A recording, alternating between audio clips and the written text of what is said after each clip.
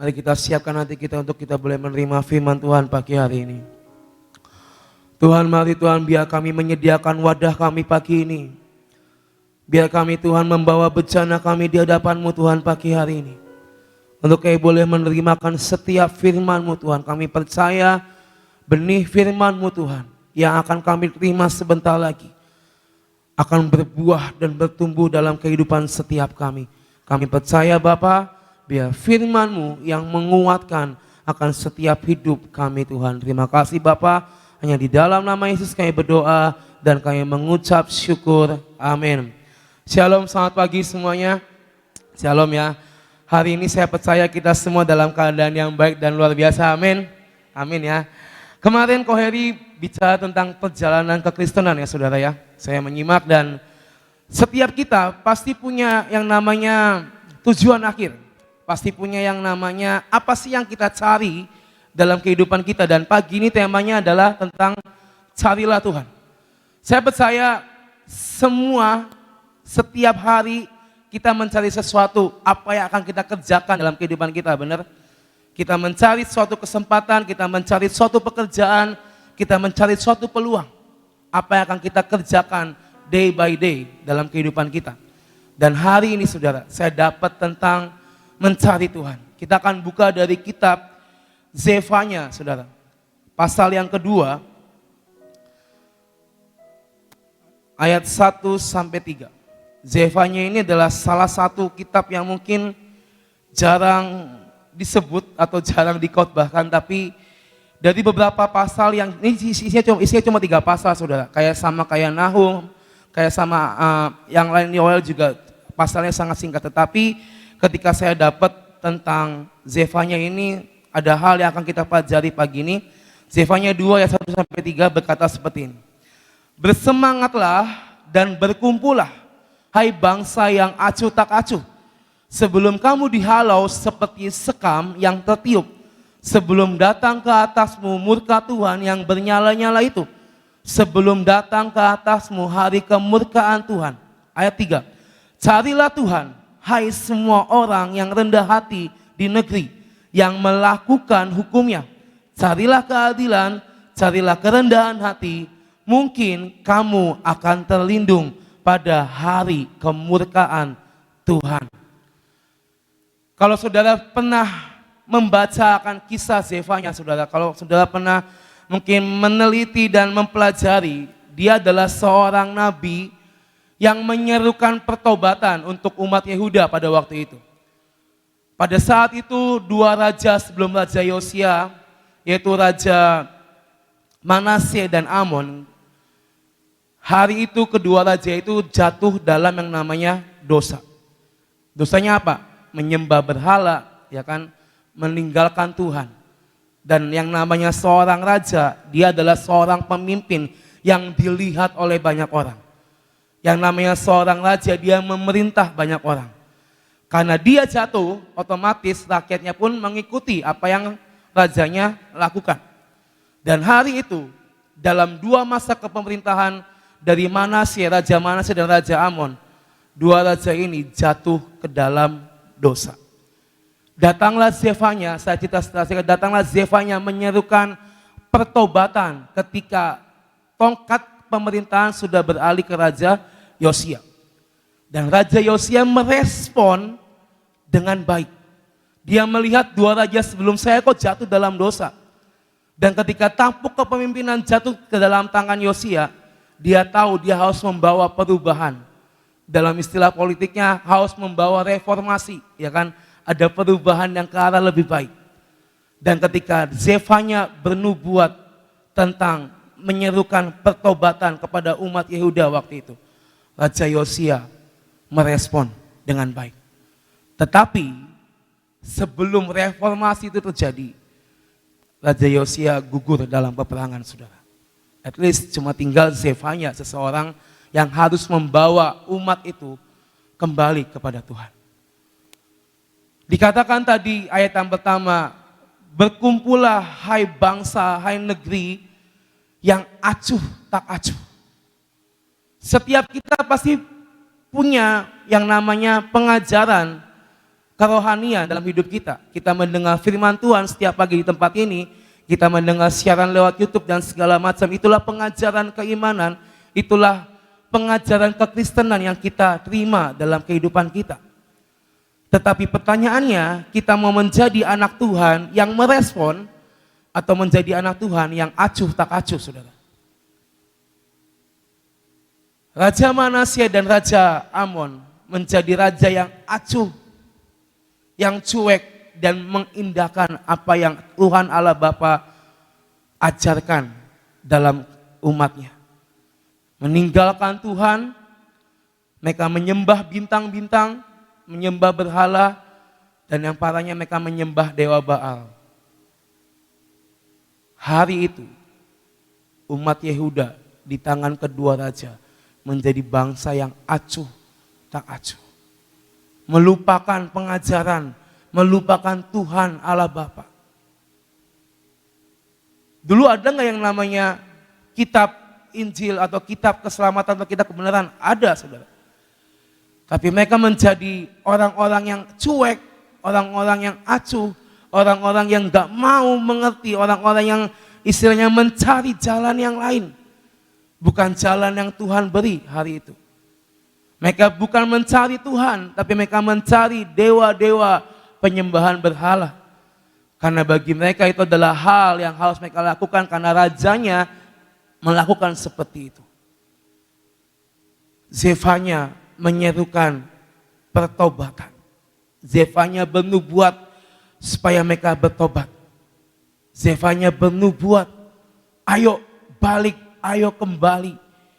Tinggalkan Baal-Baalmu, tinggalkan semua penyembah-penyembah berhala. Dan apa kaitannya dengan kehidupan kita hari-hari ini, saudara? Kadang kita mendengar firman, kita mengerti firman, kita menerima firman Tuhan. Tapi kita kadang menjadi orang yang acuh tak acuh dengan firman Tuhan yang sudah kita terima, saudara. Kita terima kebenaran, kita terima firman Tuhan, tapi kita cuma bisa menerima tanpa kita mengerti lebih lagi dan melakukannya dalam kehidupan kita. Ibu Nani pernah berkata beberapa minggu lalu, mungkin kalau kita datang ke ibadah, kita nggak bisa menerima 100% full di hidup kita akan setiap firman. Makanya beliau menganjurkan, ayo nonton lagi, pelajari lagi di siaran ulangnya. Kalau kita ngelakuin itu, berarti kita sedang menjadi anak-anak Tuhan yang meresponi. Tapi kalau kita datang, oh ya hari ini ibadah, kita terima firman, meskipun Ibu Nani ngomong, ayo pelajari lagi, nonton di YouTube, nonton siaran ulangnya. Ah udahlah nanti lagi aja. Sibuk dengan pekerjaan, sibuk dengan semua masalah. Sampai akhirnya lupa untuk mempelajari akan firman Tuhan. Kalau kita ada di posisi itu, berarti kita sedang menjadi bangsa yang acuh tak acuh, saudara. 3 ayat ini akan kita pelajari hari ini, saudara. Yang pertama, sikap acuh tak acuh. Cuek sama Tuhan. Meninggalkan Tuhan seperti umat Yehuda. Itu adalah sebuah kesalahan besar di mata Tuhan. Melupakan Tuhan, meninggalkan Tuhan, menyembah Allah yang lain. Itu perbuatan yang benar atau tidak benar, saudara? Tidak benar ya. Itu adalah sebuah dosa yang diperbuat oleh umat yang harusnya menyembah Tuhan. Hari-hari ini banyak orang beranggapan bahwa dosa terjadi dalam kehidupan kita ketika kita melakukan perbuatan jahat. Tapi kita pelajari bahwa dosa bukan hanya saat kita melakukan, di saat kita memikirkan, di saat istilahnya terlintas dalam pikiran kita, itu sudah menjadi sebuah kesalahan di hadapan Tuhan, saudara. Kalau kita acuh, kita cuek pada firman Tuhan hari-hari ini, itu akan membuat Tuhan menjadi sedih atas hidup kita. Kita sama-sama tahu hari-hari ke depan kita akan menerima semua yang ajaib, saudara. Semua yang baik, semua yang mulia sudah Tuhan sediakan buat kita. Masa yang baru, era yang baru, tahun yang dipenuhi dengan kemanisan dan kelimpahan. Even dunia ini bergerak ke arah yang tidak pasti, tetapi ketika kita hidup di dalam Tuhan, Tuhan sedang menyediakan semuanya untuk kita. Tetapi pertanyaannya, kita menjadi umat yang merespon atau menjadi umat yang acuh tak acuh dan cuek sama apa yang kita terima setiap pagi di tempat ini, saudara. Jangan sampai hidup kita membuat Tuhan murka, saudara. Kita sama-sama tahu dalam kitab Wahyu semua dibahas semua tentang hari terakhir, tentang hari penghakiman. Tapi satu hal, saudara, jangan sampai kita ada di dalam hari-hari itu. Kalau saya bertanya, saudara mau ikut bersama dengan Tuhan menikmati, atau Bapak Ibu Saudara mau tinggal di dunia ini mengalami ketidakpastian, pilih yang pertama atau yang kedua, saudara? Pasti pilih yang pertama, ya kan? Tetapi sebelum kita terima itu, koreksi diri kita. Kita buka dari Zefanya yang pertama, saudara. Kita mundur ke ayat pasal yang pertama, ayat 2 dan 3. Zefanya pasal 1 ayat 2 dan 3. Aku akan menyapu bersih segala-galanya dari atas muka bumi. Demikianlah firman Tuhan. Aku akan menyapu manusia dan hewan. Aku akan menyapu burung-burung di udara dan ikan-ikan di laut. Aku akan merebahkan orang-orang fasik dan akan melenyapkan manusia dari atas muka bumi. Demikianlah firman Tuhan. Kalau kita tidak balik dan tidak mencari Tuhan kembali, saudara, dan kita hidup di dalam keberhalaan kita hidup di dalam kecuekan kita, dan kita menyakiti hati Tuhan, firman-Nya apa? Tuhan akan menyapu manusia dan semua makhluk hidup yang ada di dunia ini. Disapu itu kan sebenarnya nggak enak kan? Kita nyapu, ya kan, nyapu sampah. Itu rasanya nggak enak, saudara. Tapi tadi saya katakan, pilih yang pertama, ikut Tuhan, atau pilih yang kedua, tinggal di dunia ini dengan ketidakpastian. Pasti kita pilih yang pertama. Ini adalah warning buat setiap kita, saudara, pagi hari ini. Jangan kita menjadi cuek. Jangan kita menjadi anak Tuhan yang udah tahu kebenaran firman, tapi masih melakukan kesalahan. Udah tahu ini dosa, ini nggak boleh dilakuin, tapi icip-icip, cincai lah ya, sekali dua kali Tuhan juga pasti ngerti. Dari sekali dua kali akan ada 3, 4, 5, 6, 7, 8, 9 dan seterusnya. Dan itu akan melekat di hati dan hidup kita, saudara. So, poin yang pertama, jangan kita menjadi anak-anak Tuhan yang cuek, tapi responi, cari Tuhan. Apa yang difirmankan, firman apa yang kita dapatkan, responi itu. Zefanya bernubuat, berseru, pertobatan, ayo bertobat. Meskipun banyak halangannya, banyak hambatannya. Ketika Raja Yosia sudah mempunyai kesepakatan dengan semua umatnya, ayo kita bertobat, ayo kita meninggalkan manusia lama kita. Tiba-tiba Yosia gugur, umatnya kambuh lagi, saudara. Umatnya menjadi cuek lagi. Karena mereka nggak tahu, mereka nggak punya seseorang yang mereka cari dalam hidup mereka. Tapi hari ini saya percaya kita semua punya tujuan, punya seseorang yang kita cari, yaitu siapa? Tuhan Yesus Kristus. Amin. Jangan jadi anak-anak Tuhan yang cuek dan acuh tak acuh, tapi responi akan firman Tuhan. Yang kedua, saudara, tadi ayat yang kedua, Zefanya 2 ayat 2 berkata, sebelum kamu dihalau seperti sekam yang tertiup, sebelum datang ke atasmu murka Tuhan yang bernyala-nyala itu, sebelum datang ke atasmu hari kemurkaan Tuhan. Kenapa ada kata sebelum, dan sebelum? Itu artinya apa? Tuhan masih kasih kita kesempatan, saudara. Dia menunggu Yehuda untuk bertobat. Dan dia menunggu setiap kita hari-hari ini meresponi akan setiap pesan dan firman Tuhan. Kesempatan mungkin gak akan datang untuk yang kedua dan ketiga dan keempat. Tuhan pun punya batas kesabaran, punya batas yang namanya kasih kesempatan. Udah sekali dua kali ini anak gak mau balik, ya sudah. Tetapi ayo kita ambil kesempatan ini.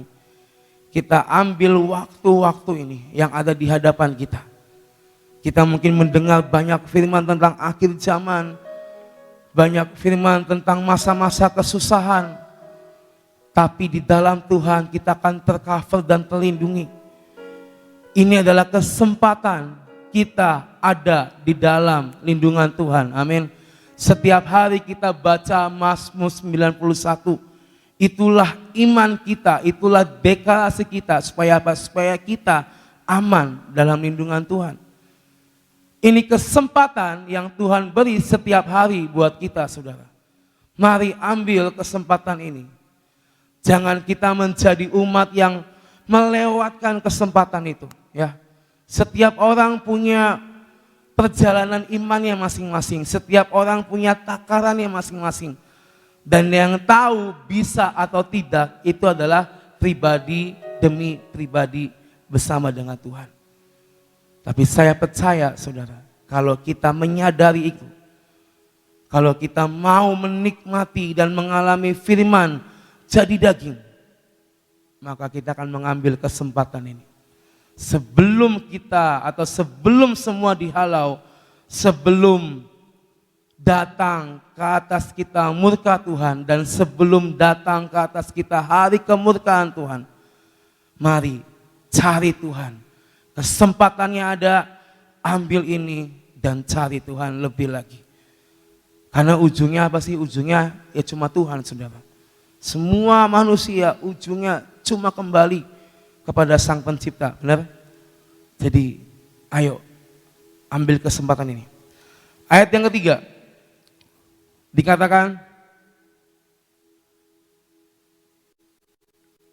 carilah Tuhan, hai semua orang yang rendah hati di negeri, yang melakukan hukum-Nya. Carilah keadilan, carilah kerendahan hati, mungkin kamu akan terlindung pada hari kemurkaan Tuhan.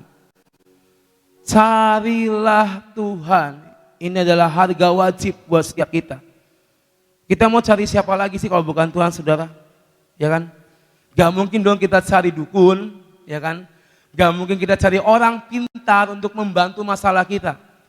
Gak mungkin kita cari yang namanya orang sakti untuk membantu menyelesaikan badai masalah hidup kita. Yang benar adalah carilah Tuhan. Amin. Amin, saudara. Saya punya cerita. Teman saya ini punya ayah, ya. Jadi ceritanya dia tuh cerita sama saya gini. Kok papa saya ini kayak diguna-guna hari-hari ini. Waduh, saya bilang, kenapa kok bisa kamu ngomong gitu? Soalnya ada salah satu, dia punya toko, ya. Ada salah satu karyawannya itu kayak dieman sama bapaknya. Kayak diperlakukan khusus sama bapaknya. Semua rekening, semua perputaran uang toko itu dipegang sama karyawan ini. Jadi ceritanya anak ini beda toko sama bapaknya, ya. Meskipun dekat tapi beda toko. Jadi ketika dengar kabar itu, si anak ini jadi gusar dan akhirnya menyelidiki, saudara. Dan akhirnya dia tanya tuh karyawan-karyawannya, bener nggak si karyawan ini gini. Bener nggak papa saya suka nyuruh dia ke bank untuk setor uang dan segala macam. Dicek sama anaknya, emang beberapa kali setor tuh uangnya selalu kurang.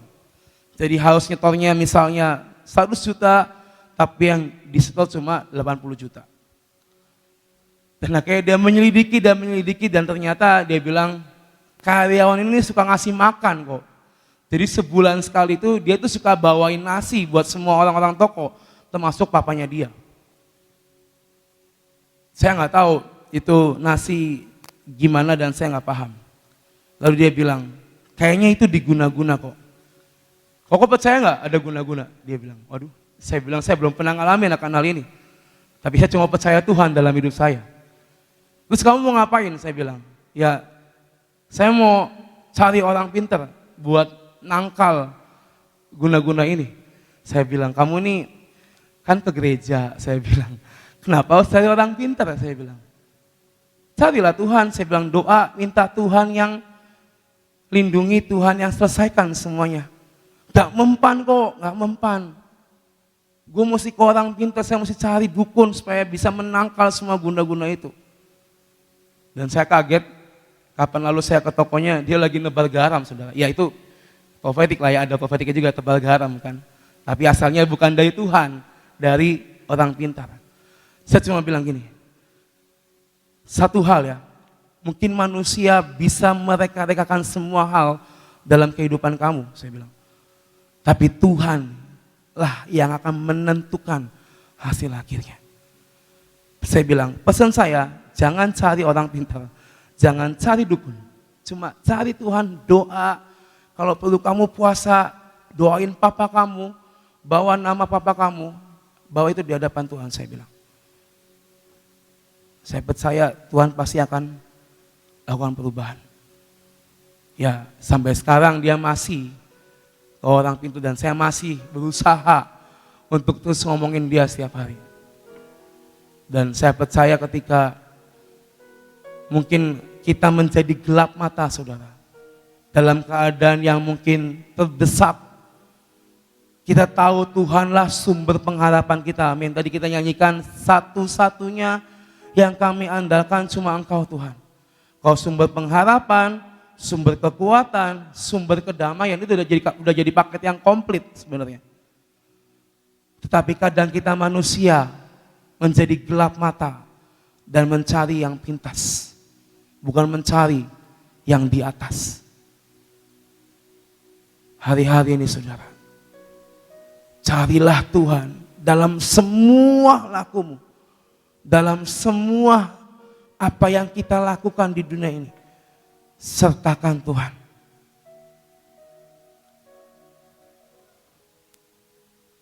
Zefanya 3 ayat 16 sampai 19.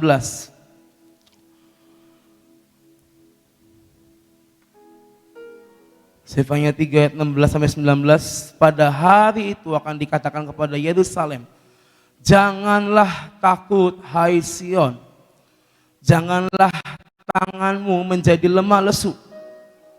Tuhan Allahmu ada di antaramu sebagai pahlawan yang memberi kemenangan. Ia bergirang karena engkau dengan sukacita. Ia memperbaharui engkau dengan kasih-Nya. Ia bersorak-sorak karena engkau dengan sorak-sorai. Pada hari pertemuan raya dikatakan, aku akan mengangkat malapetaka daripadamu, sehingga oleh karenanya engkau tidak lagi menanggung celah.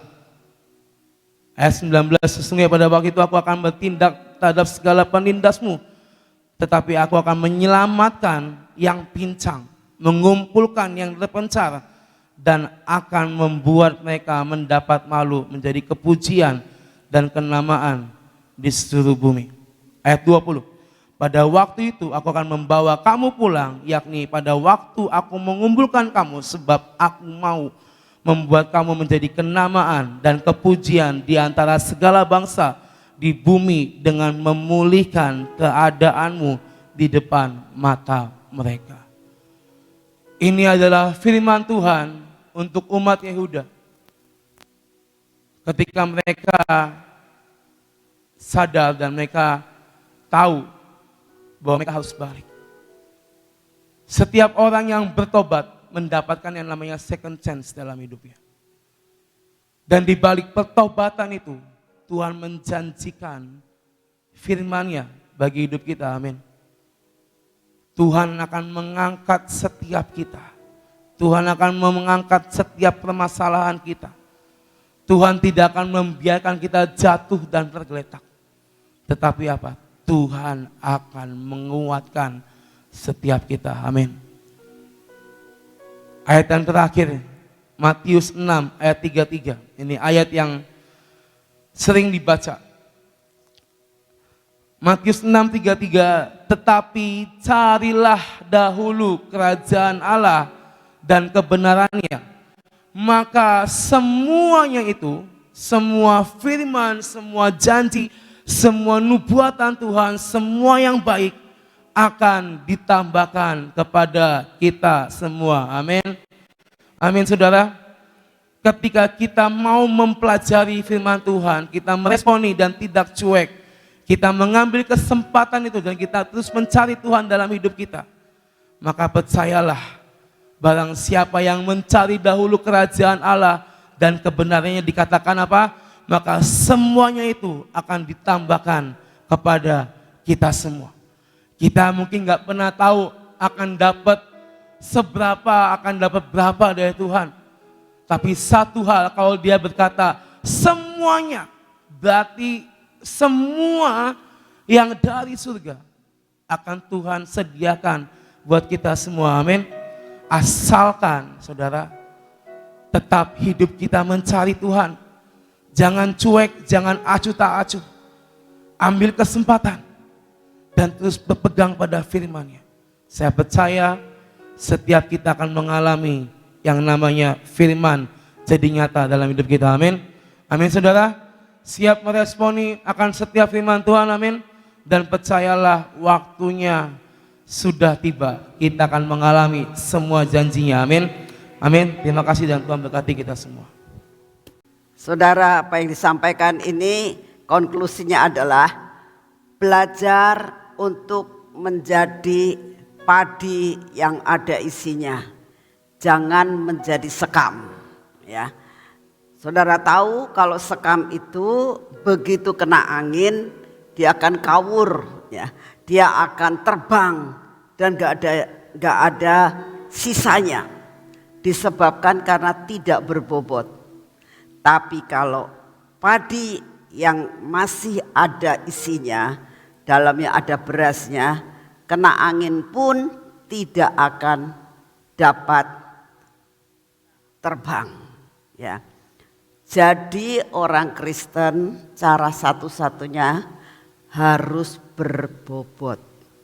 Supaya dalam kehidupan apapun, dalam menghadapi masalah apapun, kita akan tetap dapat survive dalam menghadapi apapun. Ya, makanya dikatakan bagaimana caranya? Jangan acuh tak acuh.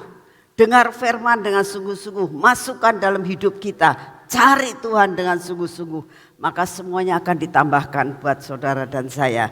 Jadilah orang Kristen yang berbobot. Amin.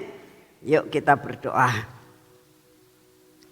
Bapa, kami mengucap syukur untuk firman-Mu sepanjang 1 jam ini Tuhan. Kami mengucap syukur untuk present worship pada akhir daripada minggu ini. Terima kasih ya Tuhan. Biarlah apa yang kami terima sepanjang 1,5 jam ini bukan sia-sia. Jadikan kami padi yang berisi, bukannya sekam. Kami minta anugerah-Mu turun, mencari Engkau, mengejar kebenaran-Mu, maka semuanya itu akan ditambahkan kepada kami. Terima kasih Tuhan untuk semua yang Kau berikan buat kami pada hari ini. Terima kasih untuk semuanya. Bapak, dimanapun kami berada saat ini, kami tahu tidak ada satupun Tuhan dalam hidup kami Tuhan. Tidak ada satupun yang kami merasakan bahwa kami tidak ada masalah. Tapi kami percaya, kami mau mencari Engkau. Kami mau menjadi padi yang berbobot Tuhan, yang masih berisi penuh. Sehingga kalau setiap kali kami menerima firman-Mu, mencari Engkau, maka hidup kami akan penuh. Sehingga kami akan tetap tegak berdiri dalam menghadapi apapun. Saat ini Tuhan, bila saat ini sedang menghadapi pergumulan tentang kesehatan, tentang perekonomian, tentang keluarga, kami datang di hadapan-Mu saat ini ya Tuhan. Mohon anugerah-Mu. Engkau datang dan menyelesaikan semua dan semuanya ini. Terima kasih Bapa, terima kasih Tuhan Yesus, terima kasih Tuhan Roh Kudus. Saat ini kami datang di hadapan-Mu Tuhan. Kami tetap mau berdoa buat bangsa dan negara kami. Tolong Tuhan bangsa dan negara kami. Supaya bangsa dan negara kami ada dalam kendali yang daripada-Mu. Kami sebentar lagi akan memasuki bulan Oktober Tuhan. Dan kami tidak tahu apa yang bakal terjadi dalam negara dan bangsa kami. Tetapi satu perkara yang kami tahu, bahwa kami akan memasuki masa Rosh Hashanah, kami akan masuki masa Yom Kippur. Kami minta di dalam nama-Mu perlengkapan-perlengkapan yang Kau berikan buat kami. Di dalam kami akan masukkan Pegimel ini Tuhan. Benar-benar kami boleh melihat bahwa penyertaan-Mu sempurna. Kami akan move on Tuhan untuk menghadapi akan segala sesuatu yang ada di hadapan kami. Terima kasih Bapak. Kami tetap berdoa untuk Bapak Presiden kami Tuhan dan semua stafnya. Kami doakan Tuhan, biarlah Kau beri hikmat, kebijaksanaan untuk dapat mengatur segala sesuatunya. Mengatasi Tuhan masalah perekonomian, mengatasi masalah politik, mengatasi masalah kekacauan yang ada. Tuhan, kami hanya dapat menyerahkan semua ke dalam tangan-Mu. Biarlah Kau bertindak atas bangsa dan negara kami. Terima kasih untuk kasih setia-Mu. Kami juga berdoa buat lawatan Tuhan. Biarlah Engkau yang akan melawat bangsa ini Tuhan. Dari Sabang sampai Merauke. Dari Miangas sampai Rote. Kami minta anugerah-Mu turun, lawatan-Mu turun Tuhan. Kami juga berdoa buat saudara-saudara kami yang saat ini sedang masuk dalam pelayanan ke pulau-pulau. Kau memberkati mereka. Penyertaan-Mu sempurna Tuhan. Kuasa-Mu disempurnakan. Sampai mereka boleh menjadi berkat di mana Engkau tempatkan mereka. Terima kasih untuk kasih setia-Mu yang tidak pernah berubah. Terima kasih Tuhan. Saat ini tetap kami datang di hadapan-Mu. Kami minta daya tahan tubuh yang baru. Di dalam nama Tuhan Yesus setiap pagi kami minta daya tahan tubuh yang baru. Daya tahan tubuh ilahi memasuki seluruh sel-sel dalam tubuh kami. Di dalam nama Tuhan Yesus, biarlah sel-sel dalam tubuh kami ini dimasuki oleh daya tahan tubuh dari surga. Memenuhi akan semua darah kami. Sehingga kami menjadi kuat oleh karena kuasa-Mu. Terima kasih untuk semuanya. Kami percaya daya tahan tubuh ini Tuhan akan mengusir segala sakit penyakit yang ada dalam tubuh kami. Terima kasih untuk kasih setia-Mu. Segala pujian, hormat dan syukur kami naikkan di hadapan-Mu Tuhan. Dalam nama Tuhan Yesus kita akan masuk dalam pengurapan.